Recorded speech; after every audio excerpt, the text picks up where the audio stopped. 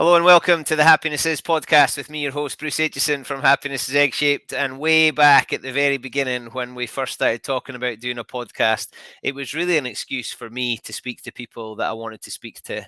And today it absolutely fits into that bracket. A very old friend from many moons ago.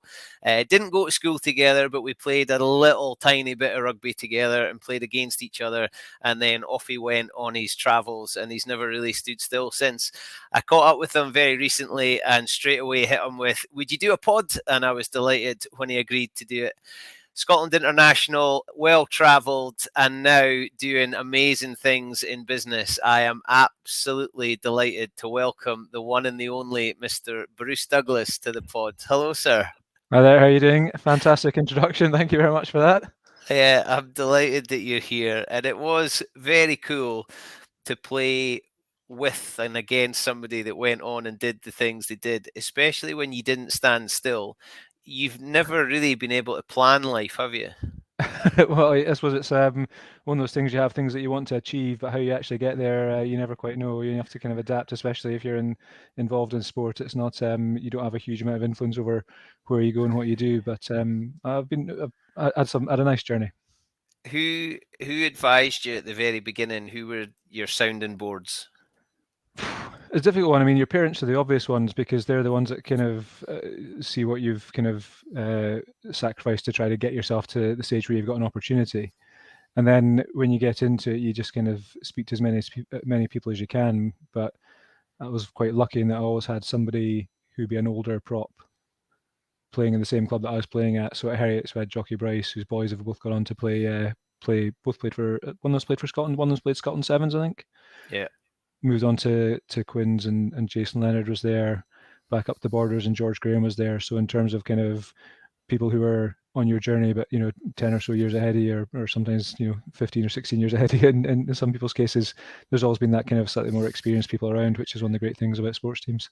And did you find that they were willing to give advice, or did you go and find it?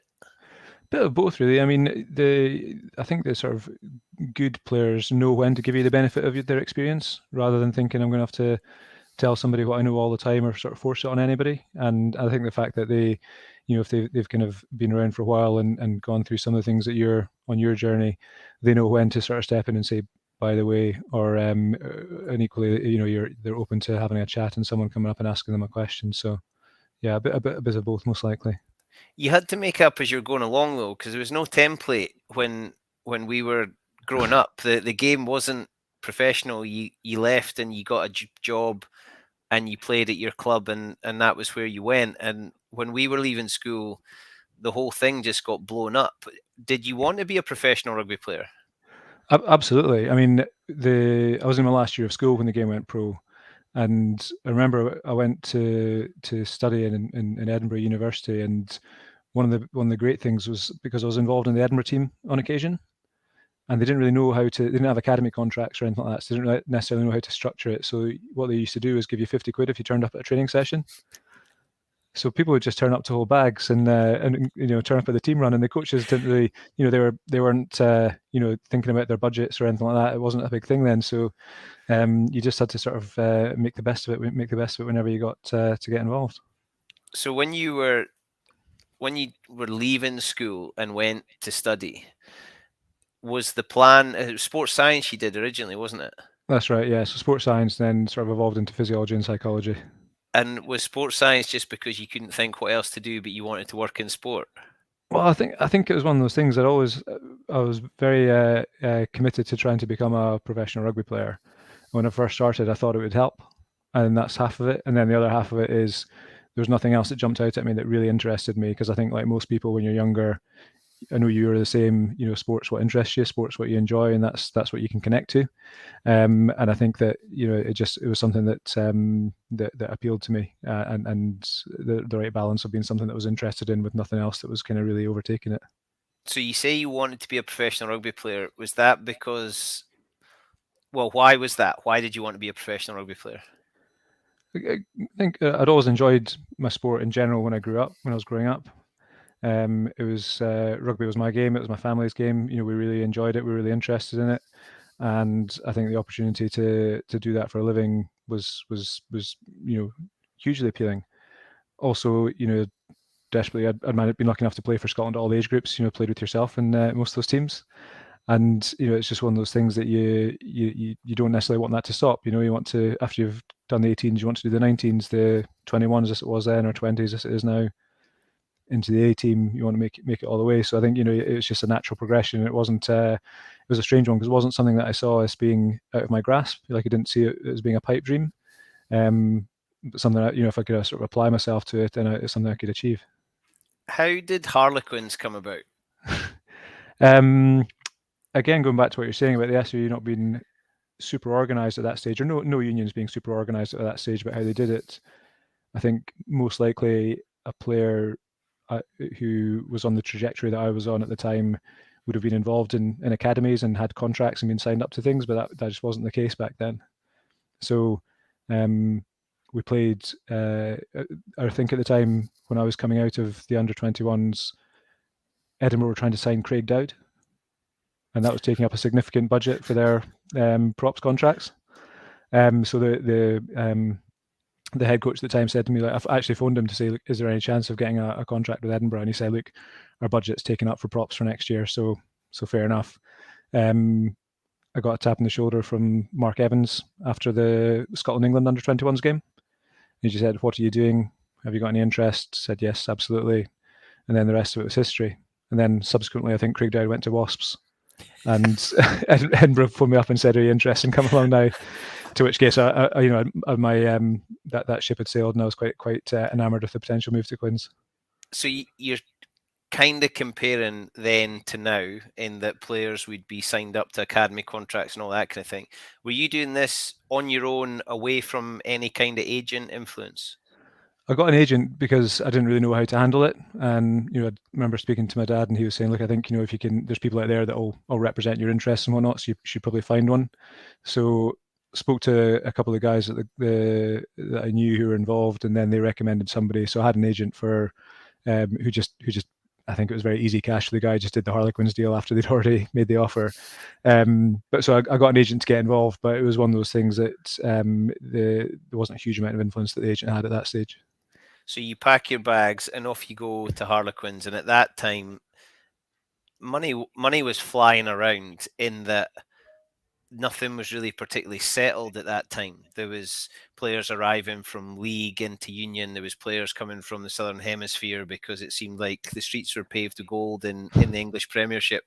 What was it like as a kid, really, from Scotland, going down to that environment? You've already mentioned Jason Leonard, and I know there was some other household names playing at that time. What was that like?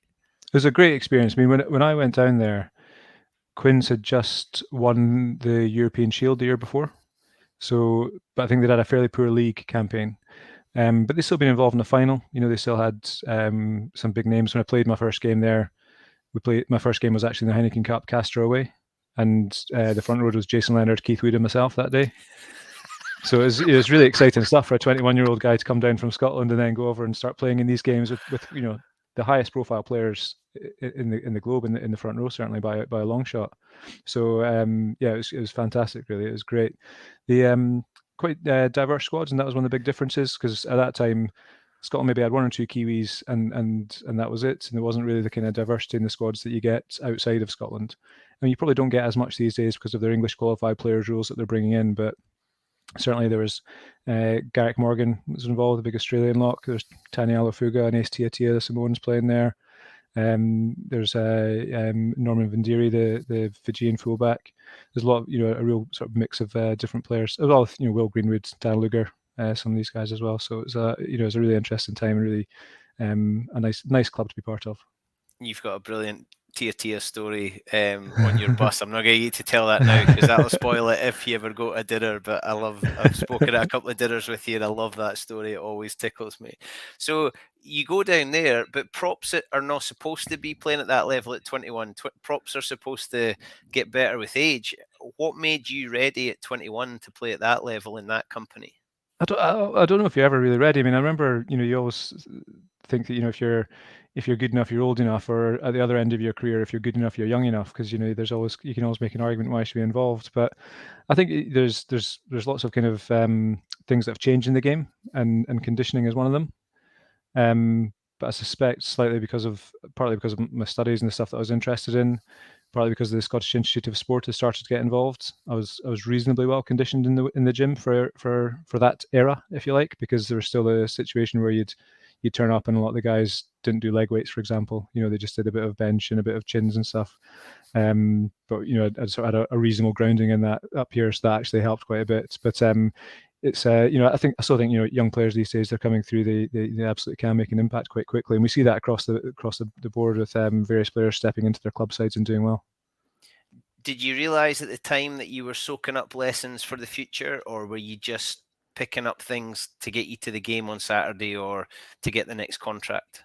I think it's a bit of both. I think any kind of real cerebral adjustments or things that you learn probably benefit you later in your career, and like youth is wasted on the young. But I think when you're young, you are really very, very focused on that short term goal of trying to get picked, and that's really all that matters. And then anything that you actually learn how to win games, or learn how to impact games, learn how to influence games, that doesn't really creep in until you're a bit older, and after you've worked out, this is how I've been picked, this is why I've been picked, actually this might be what we've done to help contribute to the team winning the game, and then that starts to filter into these kind of lessons that you've learned. But you're absolutely right, when you first start out, your number one priority is yourself, getting your name in the team sheet, whether that's on the bench or starting, whatever, just getting yourself involved from an early stage. Did you feel like you were living out the ambition that you'd craved, turning up to training with, British Lions and internationals from Southern Hemisphere, and there you were as a young pup? Did you feel like, hang on a minute, I've landed? Did you give yourself a bit of time to be pleased with yourself? I don't know if you ever. I think that's one of the things that I don't know if it's a Scottish trait or something, but you're never quite happy with things how they've gone, and you never quite feel as though you've made it. It's always you're always just a little bit feeling as though you're not quite good enough, so you always feel as though there's something to prove. So I think when you do go in there, the first thing you don't think of is I've cracked it, look where I am. You think, like, I've got to kind of live up to the players I'm playing with, the people I'm around, and try and make sure you kind of earn a bit of respect, but also just make sure try and earn that place in the team that you desperately want. It doesn't really matter. Very few people want to be on the fringes of a squad, do you? Want to be kind of involved. You must have had, at that time, it would have been text messages and probably MSN Messenger saying, "How's it going? What's it like?" Some of your mates must have been delighted for you on one hand and bloody envious of you on the other. I think it was because it was quite out of the blue, and it didn't really, I think I literally went down, signed, came home, packed my bags, and left. I don't think there was any kind of hanging around that went on. So it was quite out of the blue in that sense. But when I was down there, we're actually, because the communication isn't quite what it is these days with Facebook and whatnot. You're quite out of it. So it was quite away from Scottish rugby, away from friends and family for the first time, which was, in many respects, the making of you as a young person, to sort of move down to London and all of a sudden thrust into playing the Heineken Cup and being involved in pretty high level stuff that you might not have been exposed to if I'd stayed in Scotland. And then you come back to Gala. It was, it was one of the easiest decisions, because that summer I was, and whether you never know how these things come about, but Jim Telfer actually phoned me up, which was, Jim Telfer's, if you phone Jap, you kind of have to listen, don't you? And he sort of said, look, we're interested in you coming back up, and I said, all right, I'm obviously open to it. There's a bit more chat at the time about other players that were going. So we knew Gregor was going, which is obviously important. Doddy was going. I think Scott Murray was mentioned as going at the time, but I think he actually went to Edinburgh in the end. But they were really making a big effort to get players who were, current internationals or very recently finished internationals who were playing outside Scotland, get them all to come back together. Sean Longstaff, for example, I think he was another one that came back as well. So you think, oh, there's something there. You could build something here. There's something that's a good opportunity, and nice to get into something a bit more fresh, and a bit sort of free of what had been. Because as much as Edinburgh and Glasgow are incredibly competitive teams now, they weren't back then. I remember my my debut for Edinburgh, we played Cardiff away, and we literally got beat by 80 points. So you're thinking there might be something to come back in and do something that could maybe challenge what's been happening. The kind of accepting that we're probably going to finish mid-table or finish lower down on the table, with a new team, fresh start. Tony Gilbert coming over to coach, who'd had previous involvement in the All Blacks. So a lot of really positive things around it. And I got picked for the Scotland tour that summer, which kind of made me think, well, what do I actually want to do? And if my goals and ambitions were to play for Scotland rather than play for Harlequins, as much as I love my time at the club, you put all that together and you think it's a pretty good option to do that. So it was a means to put yourself in the shop window for Scotland. It was that. I thought the names that were being suggested, the players getting back together, the coaching staff that they were getting involved, you thought that those are sort of good, what I perceive to be pretty top level players, and I was keen to try and get involved and play alongside them, and the whole thing made a lot of sense, with my own sort of personal ambitions to play for Scotland eventually. Did you get yourself on the bus tour a couple of years ago with the reunion of the Borders? I did, yeah. Were you involved in that? I was, yeah. That looked, from the bits that were allowed to be shared, it looked like an absolute riot. I hate to think what it was like when the cameras were put away. Do you know what? It was a really good day out, and the two Borders teams were involved. So the Borders, which started in the 90s, disbanded for a couple of years, and then another squad put back together in 2003. Both squads turned up for it, so both lots were involved. So it's a really good mix and cross section of people. Good to catch up with a lot of people you haven't seen for years. Guys like Gary Armstrong still acting like he's a 19-year-old kid and not running around. So it was really good. It was a fantastic day, and just great to see mates. And it's actually been a really good thing to reconnect with some of the guys you haven't seen for a while. I've got a WhatsApp group with a few of them now that we stay in touch a bit more. Actually going to try and meet up with a few of them in a couple of months' time. But just really great to get back together with the guys, because it was when you're starting a team from scratch, as we were, it's not easy, and that kind of binds you together a little bit, and you kind of you get the impression people external to your group don't necessarily hope for the best for you, and you get a lot of comments from coming out the Glasgow camp at the time. I remember the league was split into two pools, and we were in their pool, and a lot of comments about them saying that they were going to, we were the easy group in the pool and all that sort of stuff, but we actually beat them every time we played them. But it bands you together, so really good memories of what was very difficult times on occasion, but a lot of happy memories as well. From the clubs you've been involved with, are there certain players that they were your colleagues, right? You turned up to work with them, but sport has probably all businesses, and you'll know better than I do, you become friends with some of your colleagues. Yeah. Who have you kept up with? Who's your mates from Quins, from the Borders, from Scarlets? Who are the people that you've kept as friends? I suppose the guys I've kept in touch with, that sort of Borders team, still speak with Andy Rennick, who would have been our kind of age as well. He must have played a few games alongside him. Stay in touch with Tony Walker a bit. You'll know extremely well. John O'Stewart, see him from time to time. Big Colin Stewart, remember him? Yeah, Big C. Big C, exactly, yeah. So still in touch with those guys a little bit. Andy Henderson from the centre from Scotland days, still catch up with him quite a bit. And other than that, not a huge amount. Kind of as I sort of went on my career into various different parts, and people move on with their own lives, you follow your own path and don't necessarily stay in touch with everybody you've ever played with. Because as you said, you're working together, you're playing together. The main thing you've got in common is rugby. Take that away, and there's sometimes actually not that much in common. Yeah. No, I loved seeing that bus tour. It just looked like an absolute riot, and we'll maybe leave that one for another day when the camera's not rolling.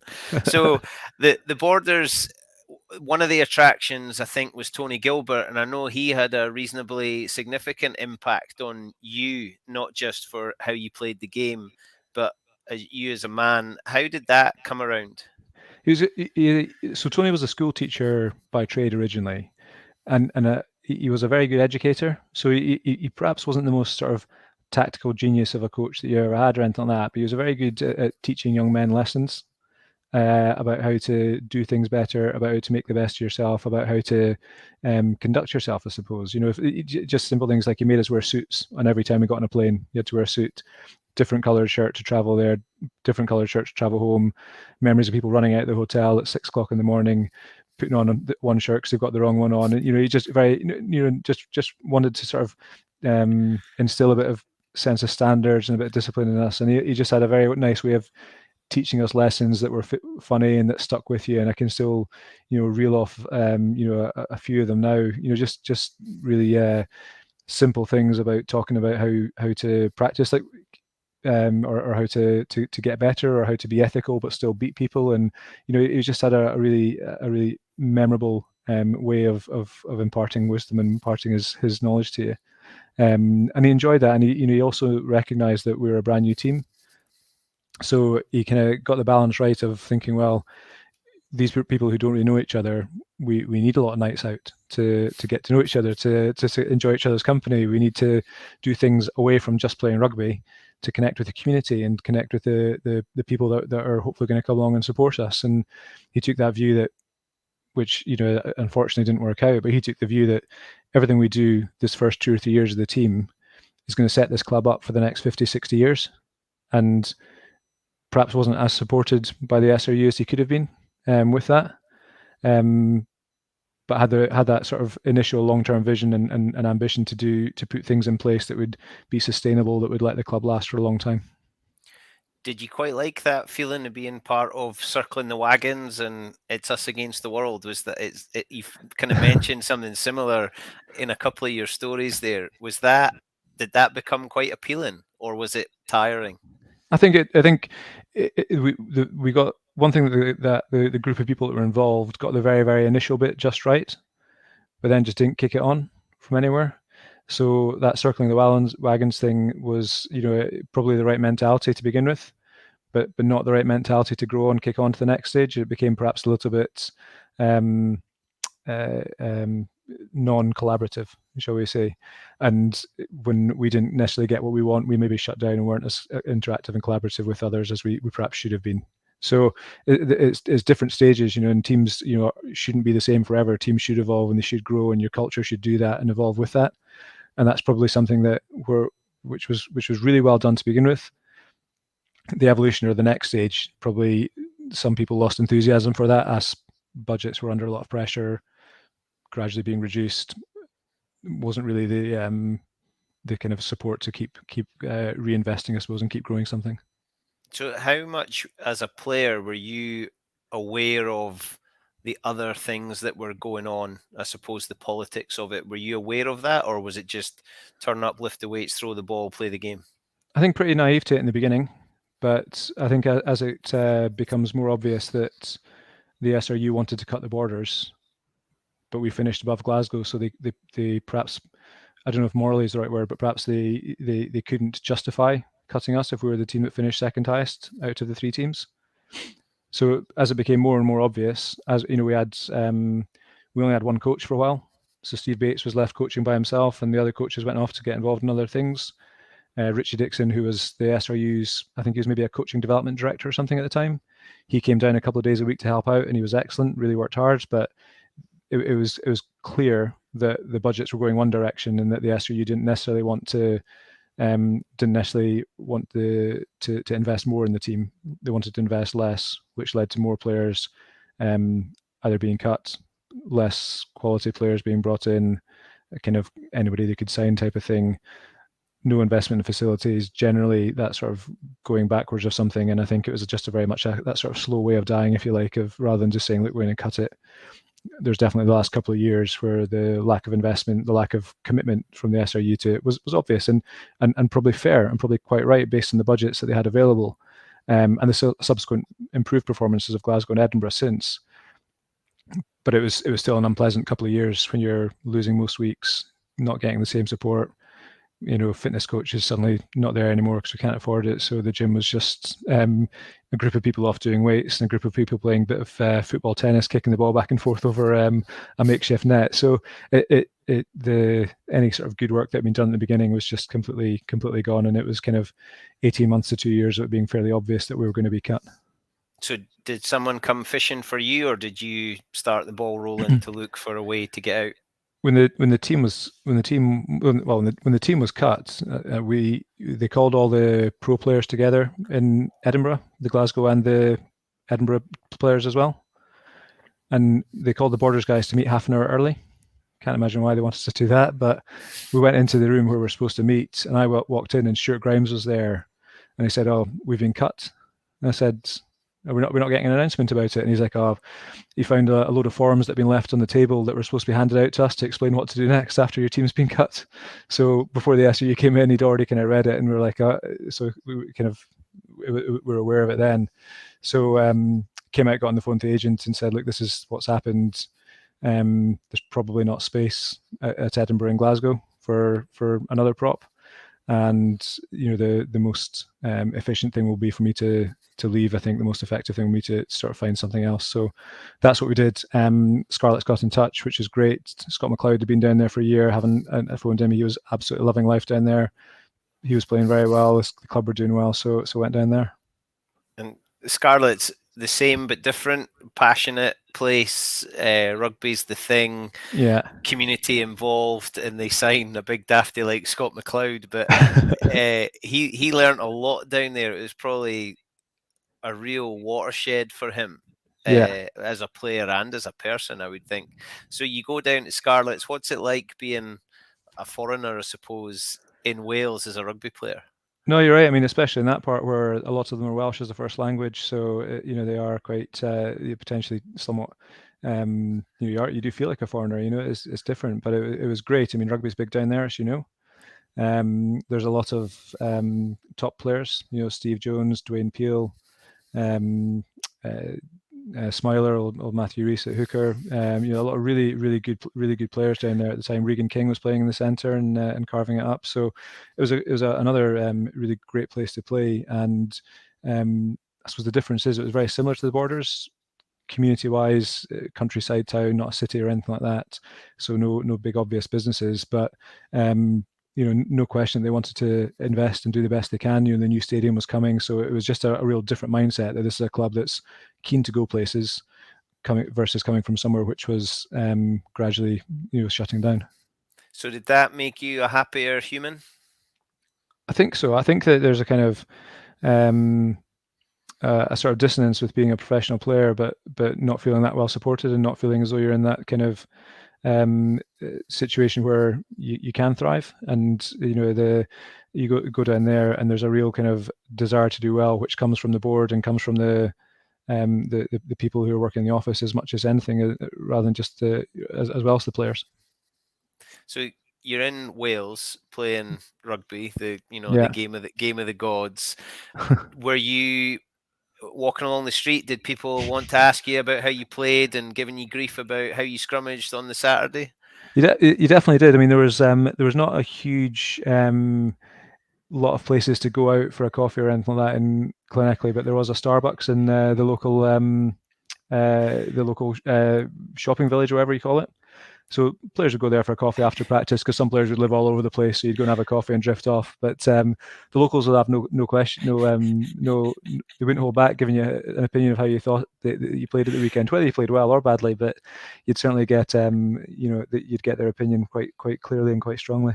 So did you and Scotty have a little Scottish clique in the corner? A little bit. I mean, he'd been down there for a year earlier, so he's perhaps slightly more established. But we got on as well as we did in any case. But it's just again, it's just nice to be in a different part of the world. There's a young prop called Ben Broster there, who went on. He was ex Saracens, went on to finish his career in Biarritz and Bayonne. We got on very well. Both coming from the outside, so we hung out quite a bit.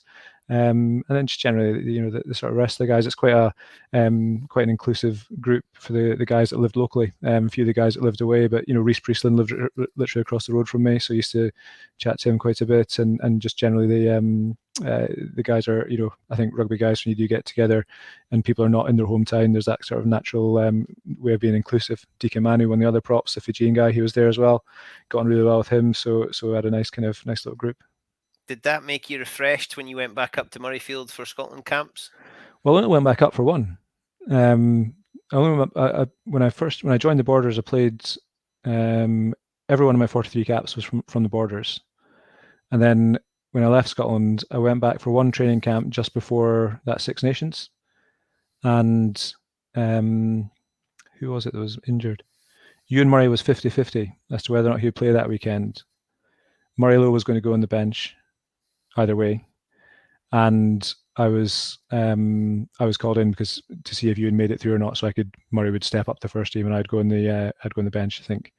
But that was the only involvement I had with the Scotland setup since I left the Borders, in fact, and didn't get involved. I wasn't involved in anything since then. How do you get feedback? Do you get feedback, or is it absence is just how it goes? I suppose you didn't get a huge amount of feedback, and I don't think you rightly should get a huge amount of feedback if you're out of the squad, because I probably dropped out of the Scotland squad towards my last season of the Borders. I might have come up to the odd training session, but wasn't likely to be involved. And then once you're out, it's very difficult to make it back in, especially when you're playing outside of Scotland, especially when you're maybe I didn't start every single week, so without that, it's difficult to make a really strong argument for why you should be back involved. But you do lose ties pretty quickly. Who did you play your best rugby for? Montpellier was where I played my best, without a shadow of a doubt. After the Scarlets went to Montpellier for 2 years, and without a question, that's when I played my best rugby. Fitness and conditioning is different over there. Very much in the gym and being as heavy as you possibly can be. Running wasn't that big a deal, but it didn't actually make a huge difference in the actual games, because the games are slightly slower over there. It's slightly much more of a forward battle, scrummaging, mauling, all that sort of stuff is very much what decides the game. I think sometimes used to watch the highlights of the French top 14 and think, gosh, look at this, it's incredible. Actually, the games for 80 minutes for 75 minutes were pretty confrontational, turgid affairs with 5 minutes of great back play. But yeah, it was that was when I played my best by a long way. And I also played hooker over there for 6 months, because again, the lineouts aren't that big a deal over there, in the sense that that sort of practicing your throwing that the hookers in the UK do a lot. It wasn't a thing that French hookers did. So there were a lot of French hookers who couldn't hit the back, who weren't really used to throwing that, just weren't that consistent throwers. So I played hooker for 6 months at Montpellier as well, and we had a great little unit, because the front rowers used to a year earlier they had an extra prop on the bench, so they used to bring a whole new front row 10 minutes into the second half on every single time. It didn't matter how the game was going, how people were playing, they just did that. So I would play hooker, and I was 120 kilos at the time, and I had 2 Samoan props that would come on with, and the loose head, a guy called Naama Leamafaga, and he was about 130 kilos. And then a tight head called Philemon Tuliafoa, who was 150 kilos. And the boys used to call us the sofa, because they'd say the opposition would just find us, because we're all so fat, it'd be nice and comfortable for them to lead into us like that. So, but we used to come off the bench with half an hour to go. Quite literally 400 plus kilos of weight coming on to do probably 5 scrums, 5 carries, and 5 tackles, and then knock on the head for the weekend. But it was great. It was a fantastic place to play, and that in terms of the form of my life, there's a period which might not sound that long, but there's a period of about 4 months where, whether I started or was on the bench or played hooker or played prop, I felt just very, very confident. And that's where I felt like I played my most consistent rugby. Can you put your finger on why? I think I felt like I fitted into what they were doing. Really cosmopolitan squad. French, of course, but Portuguese, Georgian, South Africans, Kiwis, Aussies, English, Irish, Scots, and there was a real nice group feeling for a while. And then I think it was just, I'd always had a real ambition to play in France at some point. I think it's a really great place to be a professional player.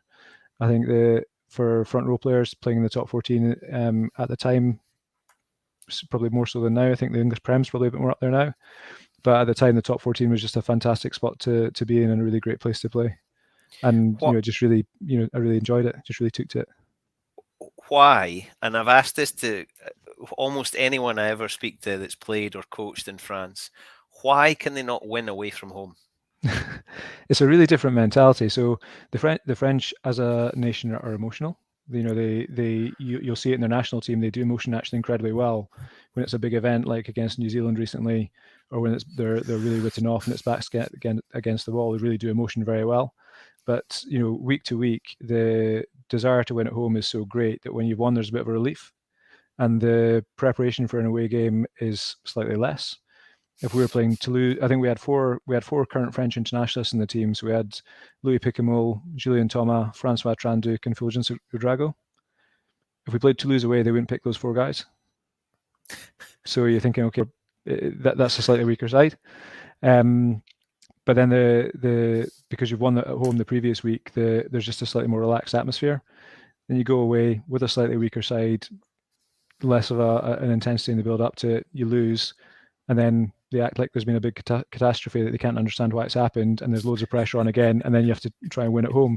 So the kind of the fluctuating emotions that you get, and the kind of self-fulfilling prophecy of it's to lose away, so we're not going to pick our best players, it probably impacts how they do. The refereeing is slightly different. You have to play slightly better over there to win away, and you have to be on the ball for slightly longer to get a penalty. Without a shadow of a doubt, the crowds do play an impact and do influence the referees ever so slightly. And the French do, step up at home as well. So they do have that sort of slightly extra intensity that they have. And could you, I don't know what the phrase is, could you get on board with that, or as an incomer, did it frustrate you? Did that cosmopolitan group get together in a coffee shop and say, "What the hell"? Not massively. So we had a really interesting situation that after the first sort of 6 months, we were actually 4th in the league, and that's actually pretty good. And what had happened is a lot of the foreign players had been playing a lot. I think the coaches had recruited 15 foreign players to the squad the year before, so we'd all been playing a lot. But the players who'd been in the club, so the Montpellier had been promoted from Pro D2 maybe 3 years beforehand. So still a lot of players involved in the squad who'd been in that journey, but perhaps weren't quite up to the next level. So they all got together and kind of a bit of a French player power thing, still very tight with the president, and they spoke to the president and managed to basically get the coaches out. And so we turned up 4th in the league. Coaches have got the sack. This is unusual. 4th in the league's pretty good. And they replaced the coaches with the groundsman became the head coach. The kit man became the defence coach, and the academy coach became the backs coach. Now, unbeknown to me, the groundsman had been the captain when the club got promoted from the 2nd division. The kit man had been their best player when the club got promoted from the 2nd division, and the guy who was the academy coach had been the standoff. So they had this kind of history with the club, connection with the president, connection with some of the players. These guys took over. Surprise, surprise. We go from 4th and we finished the season in 10th. So there's only so much you can actually influence in that kind of scenario when that's what you're dealing with. And it was one of those things. I think you sort of say the South African guys that used to say, like, if you can cope with playing rugby in France, you can cope with anything in your life because it's so unpredictable. But it was a bizarre scenario to have the groundsman sat in the tractor one day and then taking meetings and stuff the next day. See, those are things that if you tell people, though, I still think they're unbelievable, but they happen. They seem to happen so often that we should stop being surprised by them. I think so. I mean, I think one of the things that having coached a little bit and being around clubs at senior time, a lot of the coaches that you see involved, they've got a very good relationship with somebody that's brought them in, or they know somebody, or they've got a job because of something they did 10 years ago. And that was the best example I've ever seen of that kind of old boys network getting together and saying, "Come on, lads, we'll take over this. We can probably do it." But I think some of them find coaching's actually not that easy when you get into it. I think that's hilarious. The other stereotype is it's just a fight. There's fingers going in places that they're not supposed to go, and there's dark things that happen. And if you're playing away from home, is the linesman going to flag for something that he's seen at the bottom of a ruck? Was it that? Well, let's just go for it. Was it that dirty? Yeah, well, it was. I mean, we actually it was actually a good lesson for me as well, though, because we beat Leicester Tigers in a preseason game. Now, it's just a preseason game, so there's nothing in it, but for the first 25 minutes, they were comfortably the better team. Like without a shadow of a doubt, they were by far the better team. And then we got together, and when the guy said, right, start poking eyes, start punching people, start taking people out off the ball, and we did this for the next 20 minutes, and we won the game in the end. and it was without a shadow of a doubt because a very, very capable, good quality Leicester Tigers team were completely distracted from playing, and they're more focused on watching out for cheap shots and then trying to get us back.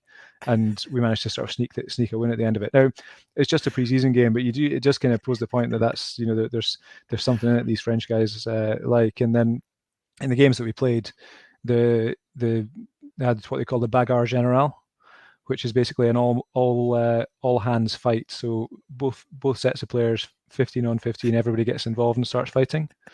And we had one guy in the team called Monsieur Agressive because he was just literally into everything, fighting everybody, cheap shotting people all the time. Whenever one of these things would start, rather than the typical thing would be I would try and find somebody who was not French, a South African guy or Kiwi, and we try and roll around on the floor cuddling, saying this is a bit crazy, these French guys are going nuts.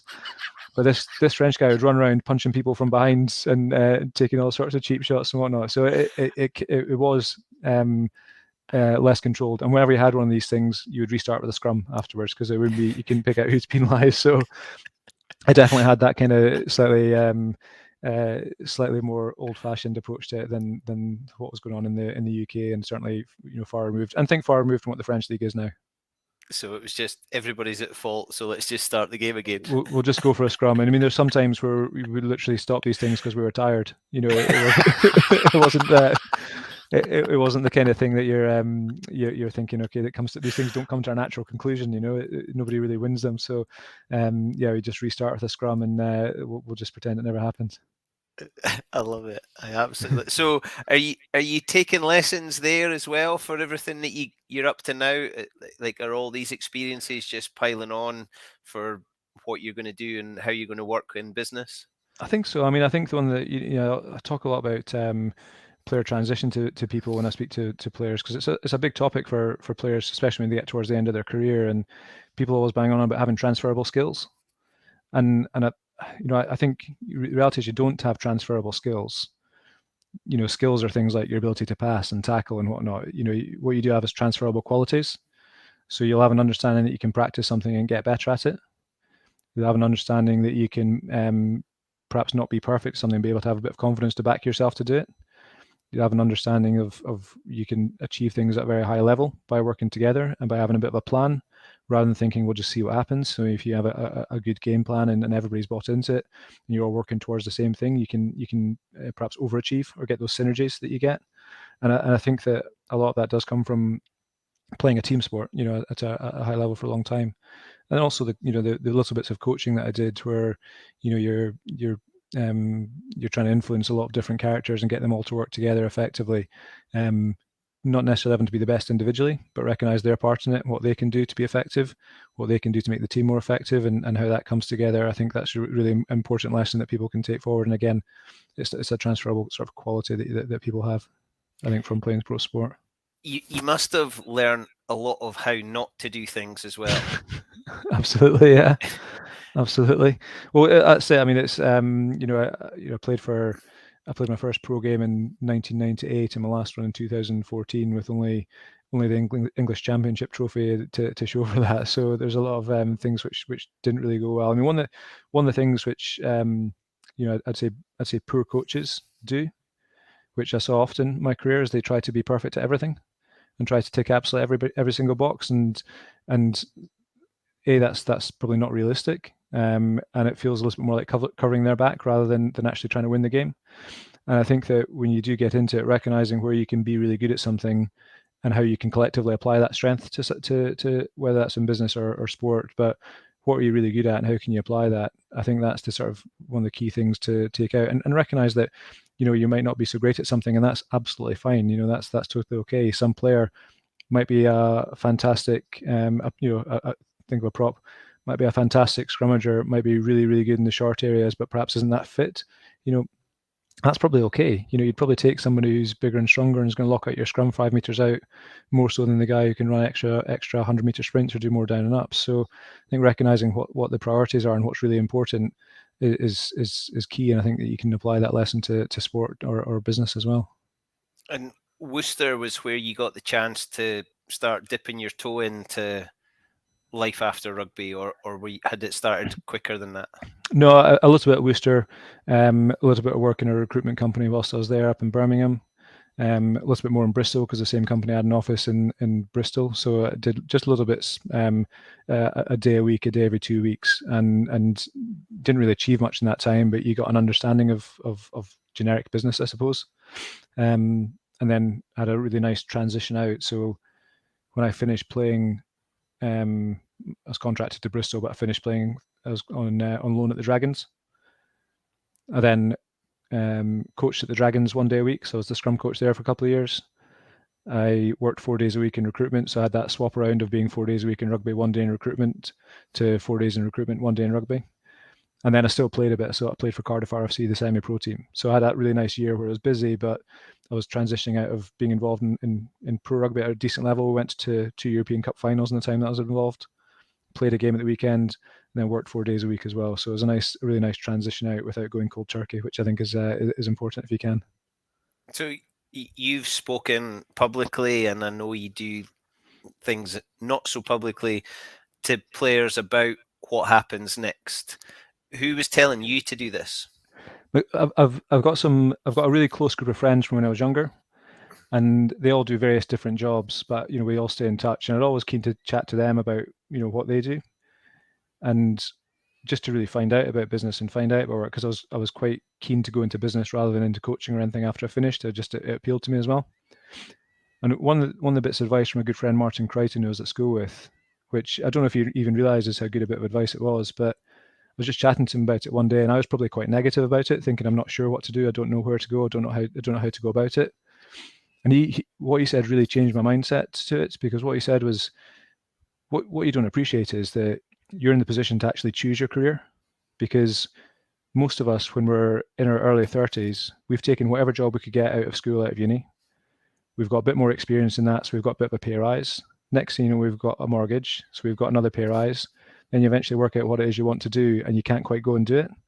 You said, but you've got probably, at the least 2 or 3 years to try and prepare and work out. Now, if I'd had that switch of mindset, 5 years earlier, I'm sure we're doing further ahead. But that was a real turning point to think, actually, this, having 2 careers, or having a career as a pro player and then going into business, is an opportunity that I wouldn't have had otherwise, because I would have been probably, as he described it, at that age where you've got mortgage, family, etc. You can't suddenly think, actually, I want to retrain and go and do this, or you can do it, but it's harder, it's more challenging. So that was a real sort of bit of advice that's really stuck with me, and the ability to recognize, well, you can really choose what you want to do. You've got to be proactive about it.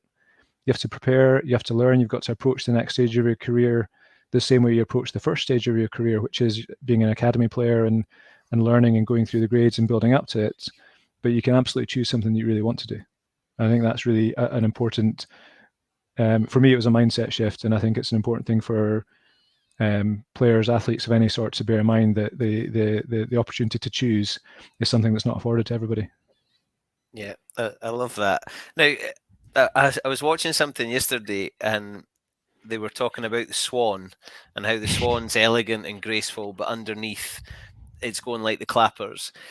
In all the time I've known you, which is now quite a long time, I reckon, not that you're the bonniest, but you're a lot like a swan. You've always, to me, you've always seemed in control. You've always seemed confident and purposeful without being, outwardly gregarious or making a lot of noise. Certainly about yourself. Is that the real picture? The swan is very kind of you. I think I'll take that as a compliment. But yeah, no, I think the real picture is, I'm a serious person. I'm not the joker in the pack, or the kind of really outgoing, charismatic person or anything like that. I'm a serious person, and it does take you a little while to kind of accept that, because when you get into a group of rugby guys, as you know, there's a lot of loud characters, a lot of very outgoing people, a lot to say for themselves. And if you're a bit more quiet and a bit more reserved, perhaps people don't necessarily know how to read that or know how to react that. And, when I was younger, I certainly wasn't sure that I was right, but, you just gradually come to accept that.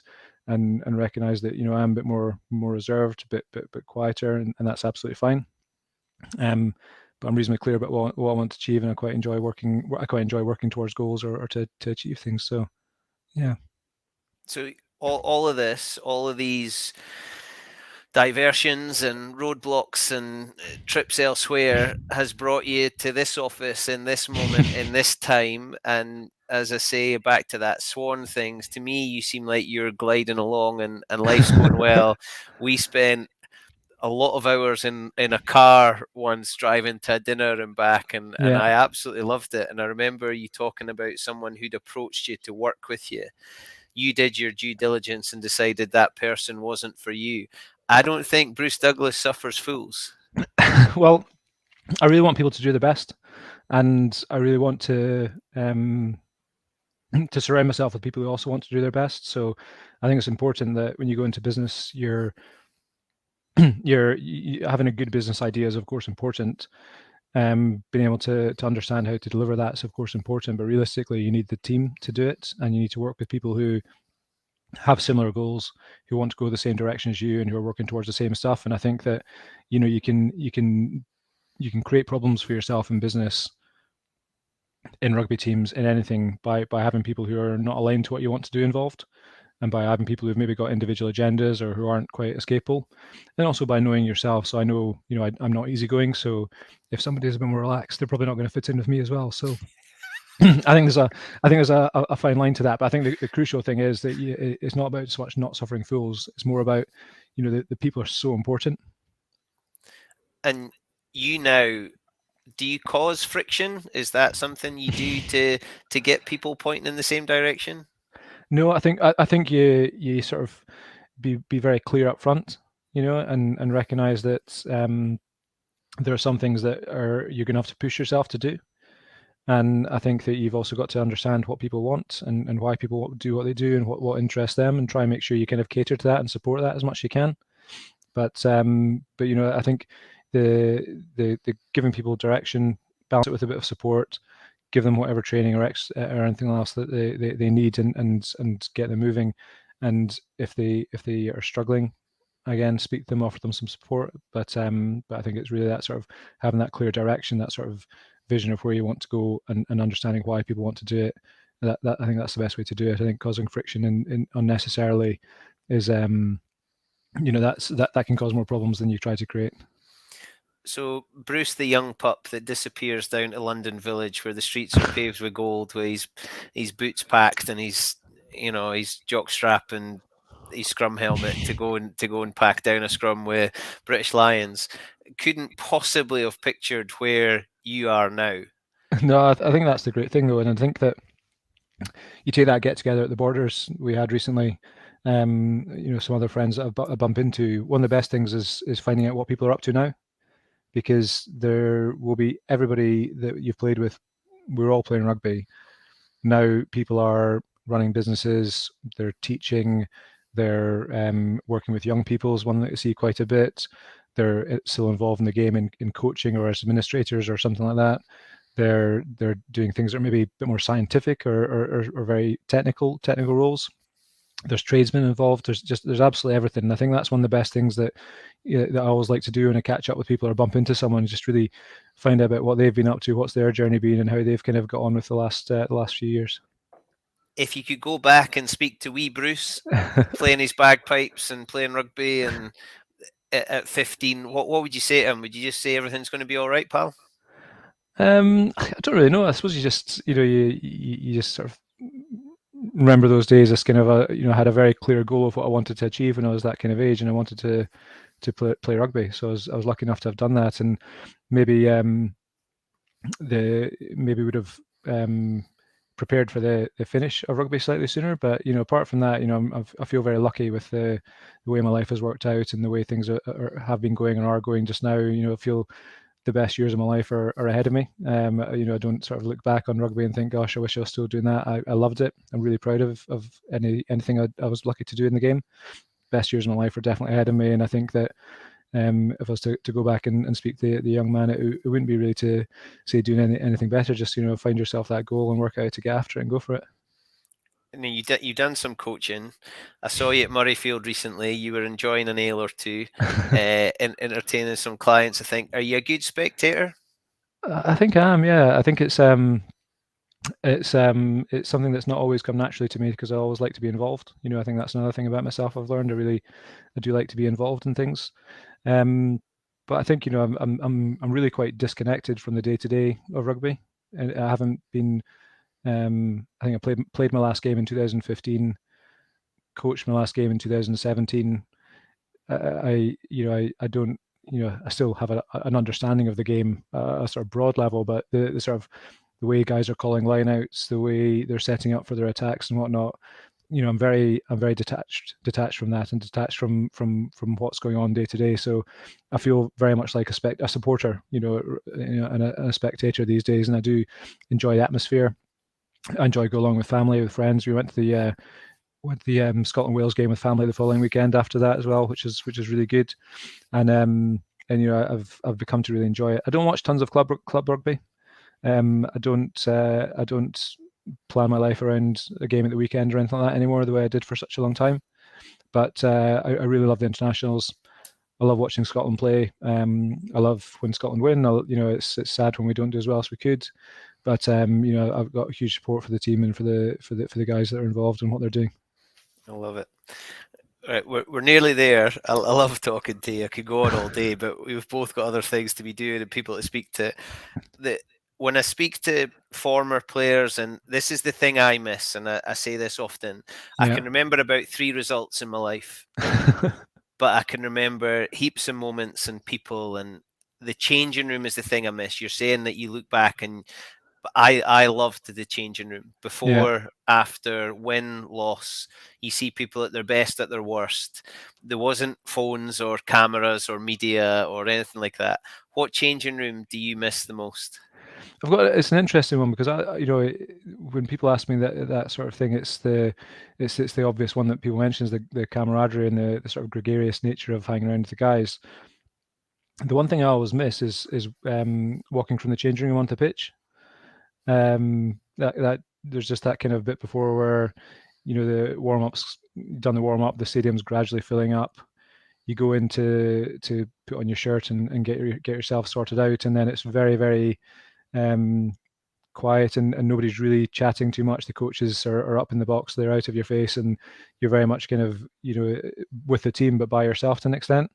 And just that walk onto the pitch where you come out in a stadium where you've just warmed up and it was quiet, and now you're about to go out into the chaos and playing prop. It was often pretty confrontational and tough out there, so the games are not as fun as as they might be for some positions. But that walk out from the stadium, I always really remember that, and I remember really clearly playing at Ellis Park and walking down the steps that you come down to go out onto the field there, walking out at Murrayfield and coming out to hear the bagpipes or whatever it is, coming out at Twickenham and seeing the guy in the Union Jack suit waving his flags and all that sort of stuff. Like these are the memories that I just feel privileged that I got the chance to do those walks. To have those moments where you are kind of have that complete clarity and unity of what you all want to go and try and do, and just that absolute feeling of I'm desperate to do my best. And I remember I kind of lost it a little bit towards the end of my career. I was on the bench for Bristol and we're playing against Bath at the Rec, and I would have been 34, and there's a young lad on the bench who was 18. It was his first ever game in the pro era. So we're at the Rec, and that's a kind of, it's not even really a tunnel or anything like that. You have to go out there. It's quite it's almost like a leisure centre changing rooms, and they're tiny at one end, and you come out at the end of the pitch and come on. So I was just kind of standing around before the guys who were starting came out, and you're thinking, I'll probably play 20 minutes here, and then I'll be home in time for tea, kind of thing. And when the young guy who was next to me tapped me on the shoulder, and he said, "This is amazing, isn't it?" And as a young 18-year-old, it's quite sweet, and it's quite nice to just hear him, see that sort of, that kind of, it was all new to him, even though it was kind of probably my last few chances at it. And I just thought, you know what, you're absolutely right, it is brilliant. And this fact that we're kind of, there's an event going on and we've got a job to do that we really love doing. It's just a fantastic thing. I love listening to you talk about that. Right, very quick ones. Best player you ever played with? Um, I played with a lot of fantastic players. The player that I played with who had the ability to impact a game more than any other was Andy Good. and we played together at Worcester. And he was he every single game he played in, he had an impact on, virtually always positively. And he was just a very he could kick goals. He knew what to do tactically. He was one of the few times where I played with a 10 that knew the forwards are in a bit of trouble. I'm just going to hoof it down the field. He was not the most athletic looking, but he was incredibly committed. For all the stick he got, and I think he is perhaps not the most sort of super talented all over player, but he could impact a game every single time he played. I did not see that one coming. I know it's a funny one because I was trying to think of guys that stick out, like Louis Picamol and Mamuka Gregodze. Played with those guys over Montpellier, and they were fantastic players. The guys at like Jason Leonard, Keith Weir, all these guys, they were really world class talents. But every time Goody played, he impacted the game, and he knew what he was doing. Best player you ever played against? Is a French guy called Jean-Jacques Crenca, who was a loose head for France in the early 2000s. And he was not that big or strong, but not a huge prop, but he was just very, very tough, very, very aggressive, and every single game was an absolute scrap. And I'll tell you one story about him. He sticks in my memory, I think, because I played against him 4 times in 1 year. Played against him 6 Nations for France in Paris, and then in the World Cup in the group stages against France in Australia, and then we came back from that. And then the Borders had made in the Heineken Cup that year. And we were playing Agen, which was his club. So we played against them back to back. That weekend, I think in December, where we used to play each other back to back. So we did that, and it was 4 times within the same 12-month period.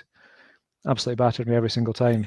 And we got this 4th game. So the 3rd game that I played against them was Agen over there. We were over there, and they won the game, but they finished with 12 men on the pitch because it was that typical French thing where they've been fighting and punching and all the rest of it. And they're coming to our place, and I was determined, he's not going to batter me again. But I thought I'll speak to the guys and see what get some advice. So I spoke to Gregor Townsend, because he's one of the sort of senior players in the team. I said, "Listen, Gregor, this is the situation. I need some feedback. I need some advice from you." And he said, "Well, look, if there's a really tough guy in the opposition, just steer clear of him." So you're thinking, right? Well, I'm probably not going to be able to do that. So I said, right. I spoke to Gary Armstrong, and he said, "Listen, what I would do is I would get George Graham to batter him." I thought, that's absolutely perfect. That's what I'll do. So I spoke to George and I explained to George, this is a scenario. And then George said, "Look, this is what we'll do. When the referee calls crouch and hold, before he says engage, you punch Jean-Jacques Crenca in the face." And I was like, I don't know about that, George. I don't know if you've kind of understood what I've just explained to you. He said, "No, this is what we'll do." So he said, "You punch him in the face and he'll respect you more straight afterwards." I said, "Right, fine." So we're doing the warm-up, running around thinking, right, the referee calls crouch and hold, and I'm going to punch Jean-Jacques Crenca in the face. Ready for it. I'm psyched up. I'm not thinking about anything else. And then we come out to play, and the first scrum's probably not for about 15 minutes. So I haven't done anything in the game, because all that's in my head is crouch and hold, punch Jean-Jacques Crenca in the face. So then we go in, the first scrum comes, George looks at me across the scrum, gives me the thumbs up just to let me know that he's there for me. And then the referee calls crouch and hold. And then just as I'm about to punch Jean-Jacques Crenca in the face, Jean-Jacques Crenca punched me in the face. And I can assure you, he did not respect me more after that. And it was business as usual for him, as far as that's concerned. But it was it was great. It's one of those things. I was 20. I would have been 23 at that time, and it never got harder. Like there's never a sort of tougher opponent in the rest of my career than that. It stuck with me all the way through. There's difficult games. There's games where I didn't play that well, but in terms of one opponent that was always just consistently better than me, it was that guy. And I think that it's just there will always be that kind of difficult thing you can't get your head around, thing you can't deal with properly, and make a joke of it now, but it was it was challenging at the time.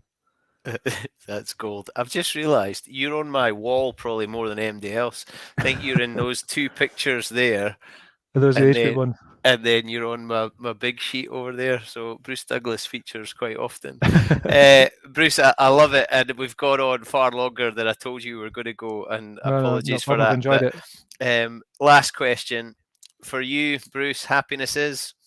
Job well done. Nice. Love it.